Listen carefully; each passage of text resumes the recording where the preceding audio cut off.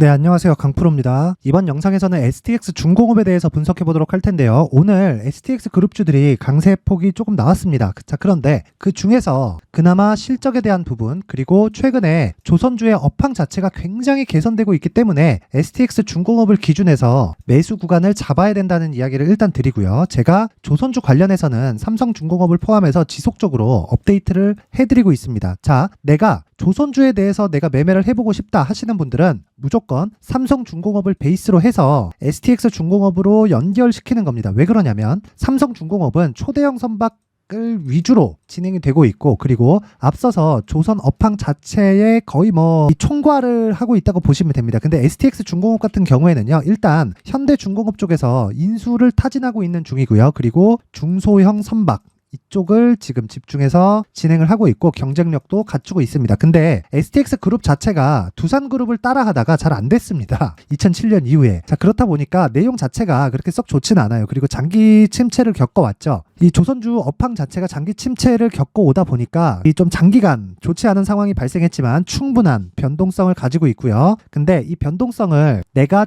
취하기 위해서는 무조건적으로 알고 계셔야 될 게 철저하게 가격 전략을 만들어서 진행을 해야 된다는 겁니다. 왜 그러냐면 주가가 올라가는 원리는요, 지금 좋은 내용이 있어서 올라가는 게 아닙니다. 자, 예를 들어서 그런 겁니다. 지금 삼성중공업을 한번 검색을 해볼게요. 삼성중공업을 검색을 해보면, 자, 이렇게 네이버에 나옵니다. 삼성중공업 홈페이지 나오고 밑에 기사들이 나오죠. 자, 여러 가지 내용들이 있지만 이 두 번째 내용 보세요. 한국투자증권 삼성중공업 상계 분기 연속 흑자. 왜 이런 내용이 나오냐면요, 삼성중공업은 10년 이상 장기 침체를 겪어오면서 장기 적자까지 함께 봐왔거든요. 자, 근데 생각해보세요. 10년 정도에 달하는 이 구간에 계속 적자를 봐왔으면 어떻게 됐을까요? 이미 회사는 망했어야 됩니다. 근데 아직까지 주식시장에서 거래가 되고 있어요. 왜 그럴까요? 정부의 지원을 받았기 때문입니다. 실제 자금 지원을 받은 건 예전에 대우조선 해양이었던 하나오션의 움직임을 보면은 그렇고요. 실제 아직까지도 정부 지원이 20%대의 지분을 가지고 있을 만큼 많은 지원을 받고 있다. 그쵸? 근데 최종적으로는 정부에서는 지원 이후에 회수하는 게 목적이기 때문에 그 자금이 빠질 때까지는 정부 지원을 계속해서 받고 있다고 그렇게 보시면 됩니다. 근데 제가 이야기를 드리고 싶은 내용은 하나오션, 현대중공업 이런 내용을 떠나서 대형 선박 쪽에서는 지금 삼성중공업이 압도적인 위치를 가지고 있고요. 그리고 중소형 선박 쪽에서는 STX 중공업이 상당히 좀 상위 포지션을 취하고 있다. 근데 제가 현대중공업 기준에서 왜 중소형 선박에 대한 이야기를 드리지 않냐면요, 미포조선이라는 게 있어요. 그런데 제가 이야기를 드리는 건 대형 선박을 만드는 회사에서 중소형 선박을 만들지 않습니다. 근데 STX 중공업을 왜 인수를 하려고 할까요? 자, 기존에 가지고 있던 기술력을 또 하나 회사를 만들어서 여러 가지 분야로 나눈다, 이러는 것보다 인수를 해서 가져오는 게 훨씬 더 싸기 때문입니다.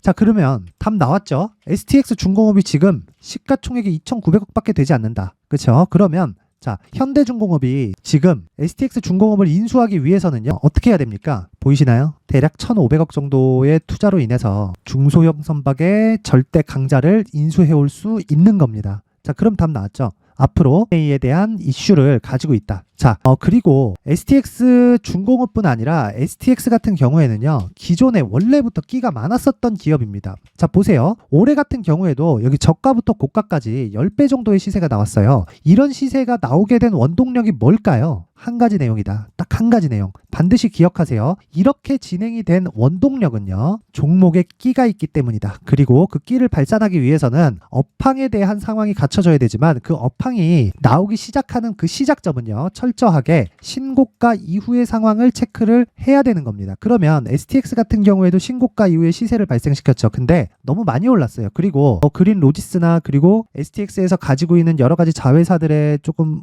분할에 대한 문제, 이런 문제들이 함께 섞여 있어서 그런 상황이 발생한 거고, 지금 이야기를 하고자 하는 내용은요, M&A에 대한 부분을 우리가 일단 대기하고 있는 게 중요하다. 하지만 이게 만약에 안 됐을 때를 대비해서 우리가 손해를 보면 안 되죠. 그래서 가격 전략이 중요하다는 거예요. 그쵸? 단타로 내가 지금 진행하는 그 무엇을 보는 게 아니라, 자, 보세요. 신고가를 달성을 했고, 그리고 상한가를 치면서 시세의 속도를 빨리 가져갔지만 아직까지는 실적에 대한 확인 과정이 필요했던 겁니다. 그리고 무엇보다도 장기 차트를 보면 이런 상황이에요. 자, 보세요. 2007년, 2008년 이후에 계속 주가가 빠지기 시작해서 지금 자, 10년째 회복을 못하고 있습니다. 주봉으로 살짝 낮춰서 보더라도요. 이미 1200원부터 여기 10배 상승이 나왔지만 이 구간부터는 뭐가 있었다고요? 유동성이 있었다. 그쵸? 그리고 주가가 선반영을 받는다고 하는 건 무슨 뜻이냐면요. 좋을 때만 선반영을 받는 게 아니라 나쁠 때도 선반영을 받습니다. 나쁠 때도 선반영을 받았을 때는 어떻게 되나요? 기존에 가지고 있었던 가치보다 더 낮게 거래가 되는 그런 상황이 있다. 그러면 지금은 적정한 가격대에서 거래가 되고 있는 거고 주가는요. 무조건 프리미엄을 받는 구조로 진행이 되고 있는데 그 프리미엄은 앞에 좋을 부분이 있었을 때 가능하다. 그건 뭐겠어요? 실적에 대한 개선세다. 그러면 조선업에 대한 업황에 대한 변화를 내가 보기 위해서는 뭘 봐야 되나요? 대형주의 움직임을 보면 된다. 그게 뭐다? 삼성중공업이다. 그쵸? 삼성중공업의 상황이 지금 어떻다? 자, 장기간 1조 3천억, 8,500억 이렇게 장기간 적자를 봐왔지만 올해 1분기 흑자 전환 이렇게 돼 있는 상태다. 자, 근데 이런 상황이 흑자를 크게 본 게 아니라 상승, 즉 신고가에 대한 모멘텀만 만들어줄 뿐이고요. 주가가 최종적으로 하락하는 건 어떤 상황이 돼야 됩니까? 고가 구간에서 더 이상 좋은 내용이 나오더라도 추가적으로 상승하기 어려울 때 그러면 주가가 선반영한다 그랬죠. 대략적으로 봤을 때 이제 흑자 전환에 성공한 겁니다. 그러면 이 흑자 전환에 성공한 이 상황이 어떻게 우리는 이해를 해야 됩니까? 이제 시작이다. 이제. 그쵸? 그러면 STX 중공업에 대한 실적을 한번 보더라도 자 보세요. 22년도에 흑자 전환에 성공을 했고요. 올해 그렇게 좋은 실적을 내고 있지 않죠. 그쵸? 그러면 내가 넘어야 되는 실적에 대한 허들이 낮은 거예요. 그쵸? 근데 이 허들을 넘기보다 주가가 먼저 간다는 겁니다. 그래서 지금 중요한 게 뭐라고요? STX의 가격과 단기 보유 전략이 중요하고 이 시세를 빨리 가기 위해서는 뭘 해야 된다고요? M&A를 해야 되는데 M&A를 할 수도 있는 상황이 지금 갖춰져 있습니다. 그쵸? 현대중공업에서 지금 타진 중에 있고요. 무엇보다 중요한 건 M&A가 나오지 않더라도 만약에 나오면 빨리 가는 거고 M&A가 나오지 않더라도 가격과 단기 보유 전략으로 내가 언제든 매도했을 때 손해를 보지 않는 가격대를 잡는 게 중요합니다. 자, 주식은 매수부터 보유하고 매도까지입니다. 무슨 얘기냐면 매수부터 시작해서 보유까지 가는 과정 중에 내가 손실을 보는 구간이 있을 수도 있단 말이에요. 그러면 내가 손실을 보는 구간을 최소한으로 줄이려면 내가 잘 사야 되죠. 자, 그러면 내가 잘 팔기 위해서는 잘 사야 됩니다. 그렇죠? 그래서 제가 계속해서 가격을 강조하는 거고 그 효율을 극대화시키기 위해서 신고가 이후에 매매를 해야 된다고 이야기를 드리는 거예요. 자, 그럼 답 나왔죠? STX 중공업은 M&A에 대한 기대가 있지만 혹시 M&A가 나오지 않더라도 내가 손해를 보지 않기 위한 가격을 잡는 게 첫 번째다. 그렇죠? 그 내용을 제가 여기 19페이지에 걸쳐서 준비를 해놨으니까 영상 상단에 있는 전화번호로 숫자 3이라고 문자를 보내주시는 분들에 한해서만 STX의 가격과 단기 보유 전략을 공유해 드리도록 할 테니까 시청해 주시는 모든 분들이 상단의 전화번호 확인해서 숫자 3이라고 문자 보내세요. 돈 됩니다. 자, 그리고 제가 다시 한번 강조를 드리겠습니다. 주가는 무조건 선반영합니다. 근데 선반영 이후에는 시세의 속도가 빨라지는 그 첫 번째 구간인 신고가 구간을 지나쳐 와야 돼요. 그러기 위해서는 가격이 중요하고요. 그 가격에 대한 부분에서 내가 잘못 잡잖아요. 그러면 내가 매도를 잘 못할 수도 있기 때문에 매도를 잘하기 위해선 철저하게 가격에 집중하자. 그쵸? 근데 그 첫 번째 구간이 신고가 구간이다. 그쵸? 자, 근데 STX 중공업 같은 경우에는 가격을 내가 잡되 뭐하라 그랬죠? M&A에 대한 호재거리가 나올 때까지 기대감을 갖고 있으라고 이야기를 드렸는데 이 기대감을 갖기 위해서는 어떻게 해야 됩니까? 내가 이걸 기다리는 와중에 단타를 진행할 수 있어야 됩니다. 즉 단기 수익이 받쳐줘야 돼요. 자, 그런다 그래서 내가 이 구간을 6개월, 1년 이렇게 보고 있는 건 아닙니다. 제가 이야기하는 장기 투자는 무조건 2달 안에 다 끝나야 됩니다. 그렇죠? 그러면 그 2달 안에 나올 수 있는 중간중간에 나올 수 있는 다른 종목으로의 수익이 필요한데 그런 부분은 강프로의 무료 소통방에서 진행을 하고 있습니다. 자, 강프로의 무료 소통방에서는 단타 종목부터 시작을 해서 스윙 그리고 시황까지 모든 내용을 다 다루고 있고요. 이 내용을 확인해 보면 자, 10월 10일 날 이렌시스 같은 경우에는 자, 보세요. 자, 이 내용입니다. 10월 10일 날 매수가 나갔는데 장 전에 진행이 됐습니다. 근데 장중에 22% 상승 그리고 오늘까지 상승한 구간이 나왔죠. 근데 장중에 22% 상승했으면 매도해야죠. 그렇죠? 매도해야 됩니다. 그쵸? 충분히 매도할 수 있는 구간이 나온다. 그쵸? 하루에 20% 이상 수익 구간이 발생을 하고요. 그리고 여기 발생했었던 뭐 이런 내용들, 그쵸? 이 전쟁과 관련된 내용들, 그쵸? 주말에 이런 내용이 있었는데 정확하게 제가 이야기를 드립니다. 자, 시장 무시하고 종목에 집중할 때다. 자, 보세요. 주말 동안 이스라엘과 하마스의 분쟁이 있었지만 미증시는 반등세를 이어갔다. 그리고 여러 가지 내용들을 가지고 시장을 압박시키지만 지금은 시장은 무조건 매수해야 될 때다. 즉 종목에 집중하면 된다. 그쵸? 그리고 올라가고 있는 와중에 매도하라는 신성 델타테크 같은 경우에도 오늘까지도 6%대 급락이 나왔고 매도한 이후에 그죠? 여기 10월 10일 날 나간 내용이 나옵니다. 그쵸? 충분히 나와야 되고 그리고 여기 이 구간에서 신성 델타테크에 내일 급락이 나올 수 있다. 여기 9시 28분 밤에도 계속해서 종목 관련된 언급을 해드립니다. 자, 매도를 잘하려면 무조건 매수를 잘해야 됩니다. 그쵸? 그래서 신성 델타테크의 움직임을 보더라도요. 보세요. 자, 이 내용입니다. 10월 12일 날 고가를 형성했죠. 저는 10월 10일 날 급등하고 있는 와중에 매도 구간을 충분히 잡았다는 걸 볼 수 있죠. 무슨 이야기냐? 매수를 잘했기 때문입니다. 매수를. 제가 지난 이 신성 델타테크에 대한 영상들을 보면 이 고가부터 시작해서 계속 매도해라. 그리고 이 구간에서는 프리미엄이 빠졌으니까 매수해야 된다. 자, 시세가 발생하는 거는 이쪽에서 세력이 들어왔기 때문이다. 그리고 고가를 돌파했지만 매도해야 되는 건 매물 소화 과정이 있기 때문이라고 누차 이야기를 드렸었던 내용입니다. 자, 그러면 우리가 이런 내용을 봤을 때 어떤 식으로 이해를 해야 되겠냐고요. 무조건 매수를 잘해야 되고 매수를 잘해야 되려면 신고가에 대한 이해가 필요하다는 겁니다. 그런 이해가 됐을 때 자, 단기적인 공략 같은 경우에도 충분히 이렇게 진행이 되는 겁니다. 자, 보세요. DIT 같은 경우에도 보면 제가 반도체 관련해서는 계속해서 긍정적인 이 코멘트를 드립니다. 보세요.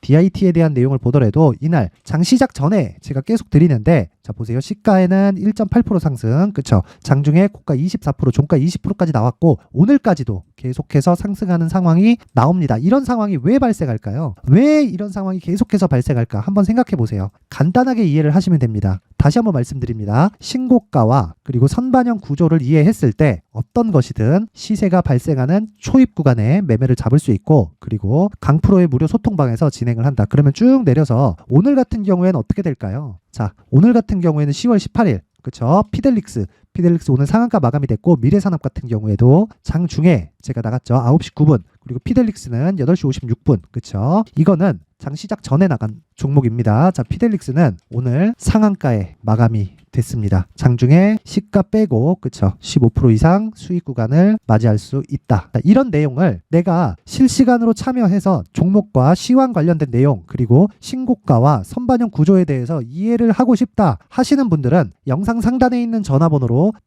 참여라고 문자를 보내주시는 분들에 한해서만 제가 강프로의 무료 소통방 입장 링크를 보내드리도록 하겠습니다. 시청해주시는 모든 분들이 상단의 전화번호 확인해서 참여라고 문자 보내세요. 돈 됩니다. 그리고 제가 계속 강조드리는 건 신고가와 선반영 구조에 대한 이야기다. 자, 신고가와 선반영 구조를 이해했을 때 앞으로 발생할 수 있는 대시세 종목을 잡을 수 있고요. 그리고 그 첫 번째 단계인 신고가 구간에서 활용할 수 있는 검색기와 기법까지 모두 무료로 받아갈 수 있게 제가 준비를 해놨으니까 영상 끝까지 시청하시고 구독과 좋아요 그리고 댓글까지 함께 부탁드리겠습니다. 항상 시청해주셔서 감사드리고요. 모두 성공 투자하셨으면 좋겠습니다. 미리 준비를 해놔야겠죠. 자, 그래서 제 채널을 구독해주시고 시청해주시는 분들을 위해서 2024년도 대시세 종목을 준비를 했습니다.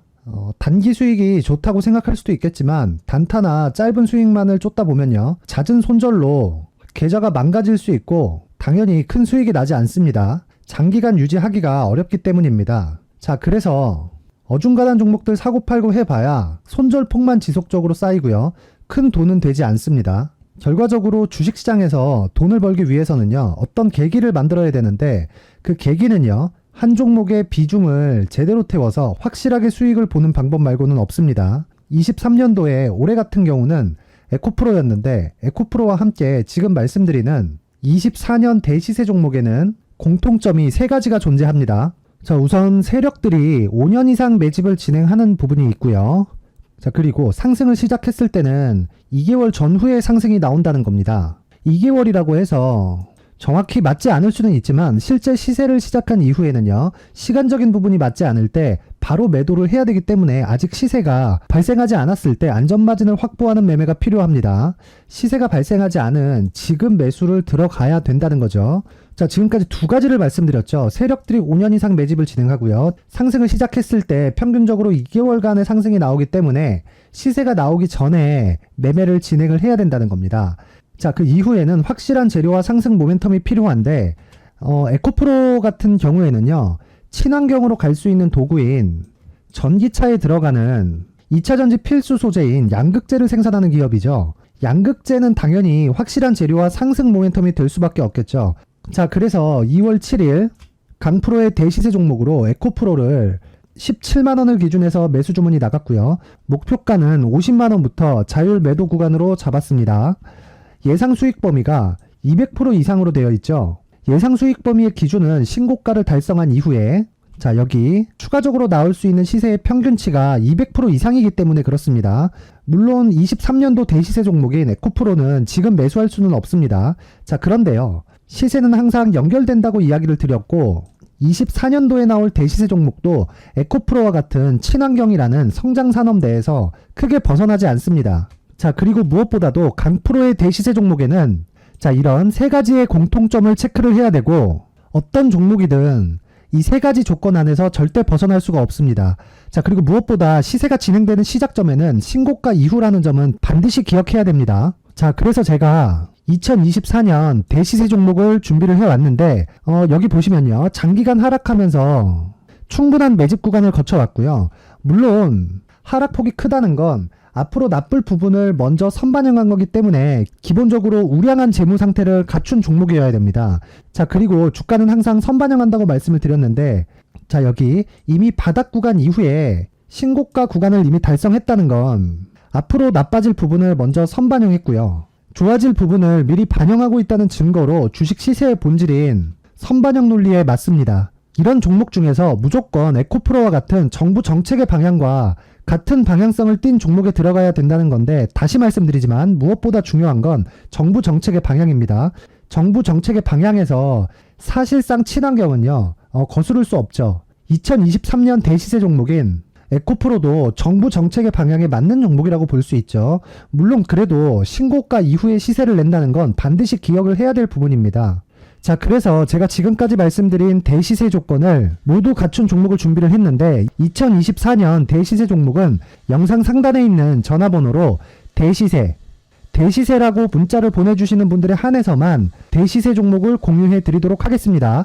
모든 분들께 공유해 드릴 수도 있겠지만 자, 그래도 준비해온 사람의 성의를 생각해서 최소한의 성의를 보여주시는 대시세 문자를 보내주시는 분들에 한해서만 공유해 드리도록 할 테니까 영상 상단의 전화번호 확인해서 2024년 대시세 종목으로 큰 수익 내셨으면 좋겠습니다. 자, 그런데요. 나는 주식을 배우고 싶다. 이런 대시세 종목을 직접 찾고 싶다 하시는 분들이 있을 수 있습니다. 결과적으로 신고가 종목을 찾고 추적할 수 있어야 된다는 거죠. 그리고 신고가 이후에 발생하는 시세 이파를 반드시 공략을 해야 된다는 겁니다. 그리고 무엇보다 중요한 건 시장 대비 수익률이 더 높아야 된다는 거죠. 자, 시장 대비 수익률이 만약에 떨어진다면 또는 시장 대비 수익률만큼만 강세를 보인다면 무슨 일이 발생하느냐? 시장이 하락할 때는요. 상승 종목을 찾지 못하는 겁니다. 그래서 신고가 종목을 매매를 해야 된다는 거고 그 결과로 5월 1일 날 수익이 유니온 머터리얼 기간 내 최고 수익률이 57%가 나온 거죠. 그 다음 5월 8일 날입니다. 5월 8일 보이시죠? 보유기간 2주 찍혀 있고 상승 종목 비율은 71%인데 이건 그렇게 중요한 게 아닙니다. 더 중요한 건 코스피 대비해서 9% 그리고 코스닥 대비해서는 10%입니다. 이렇게 높게 잡힌 건요. 코스닥이 하락했다는 거고 코스닥이 하락했을 때는 에코프로가 포함되어 있기 때문입니다. 그리고 강세를 보인 종목들을 보면요. 아진산업 시세 1파를 형성한 이후에 2파 시세가 크게 발생을 했고요. 그 다음 루닛은 시세 1파를 형성한 이후에 2파 시세가 크게 발생했고 강세를 보이는 종목입니다. 그리고 대원강업도 당연히 보이시죠 여기? 시세 1파 형성하고 2파 시세가 그대로 나옵니다. 의미하는 바는 단 하나입니다. 신고가를 만들어내는 건 돈이기 때문이에요. 우리가 주식 투자를 하면서 믿어야 될 건 돈 말고는 없습니다. 반드시 기억하셔야 돼요. 그리고 5월 15일 날에는 시장 대비 수익률과 거의 비슷합니다. 무슨 일이 벌어졌을까요? 에코프로가 반등이 나온 겁니다. 근데 에코프로 같은 경우엔 신고가 종목이긴 하지만 너무 크게 올랐죠. 너무 많이 오른 종목이 지속적으로 포착이 된다면 헷갈릴 수밖에 없어요. 그런 부분을 다 제외했다고 보시면 되고요. 그럼에도 제너셈, JVM, 한국조선해양, 그리고 휴메딕스, 최근에 바이오나 미용 의료기기 쪽이 굉장히 강세를 보이고 있습니다. 클래시스도 보이는데 클래시스도 지금까지도 강세를 보이는 종목이고 인성정보는 최근에 초강세를 보이고 있죠. 그 다음은 5월 22일입니다. 자, 여기도 마찬가지입니다. 시장 대비 수익률이 3%대로 높아요.